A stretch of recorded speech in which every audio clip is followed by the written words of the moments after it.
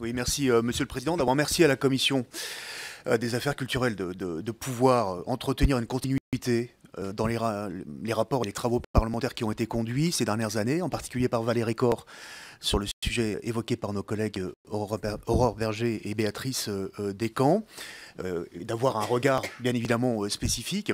C'est vrai que le principal outil aujourd'hui de la relation parent-enseignant, finalement, c'est le carnet de correspondance. Et c'est parfois, quand il y a des applications numériques dans les collèges, des applications comme Cybercollège, mais hors rencontres spécifiques qui ont lieu a priori tous les trimestres avec les enseignants, il y a aujourd'hui assez peu de possibilités de contact, et en particulier sur une question qui est importante, qui a été assez peu abordée, qui est celle de l'orientation. Mais pour avoir ce temps de rencontre, notamment avec les directeurs d'école, il faut du temps. Je rappelle qu'on vient de supprimer les contrats aidés qui faisaient assistance administrative aujourd'hui des directeurs d'école. Donc on ne peut pas se plaindre aujourd'hui qu'il n'y ait pas de temps disponible à accorder non plus aux parents. Donc il y a des choix à faire et il faudra évidemment y revenir. Est-ce que vous seriez favorable, comme il existe des salles des profs, à ce que l'on puisse constituer des salles des parents dans les établissements scolaires, dans le collège? Oui, je sais bien, j'en ai aussi dans ma circonscription. Donc, je voulais prendre l'exemple d'un collège en REP+, par exemple.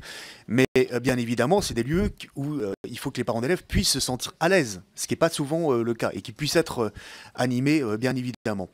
Je terminerai sur la question de la formation des enseignants. Oui, il faut la renforcer sur l'initiale, mais vous savez qu'avant 2012, les UFM ont été fortement dégradés et qu'il a fallu reconstruire les SP. Donc c'est aussi tout au long de la carrière que cette formation doit être renforcée sur la relation aux parents.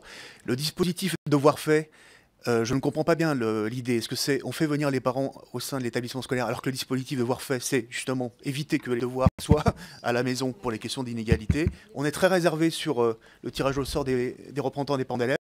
Enfin, la mallette des parents, expérimenté par Jean-Michel Blanquer à Créteil en 2010, vous ne l'avez pas évoqué ce matin.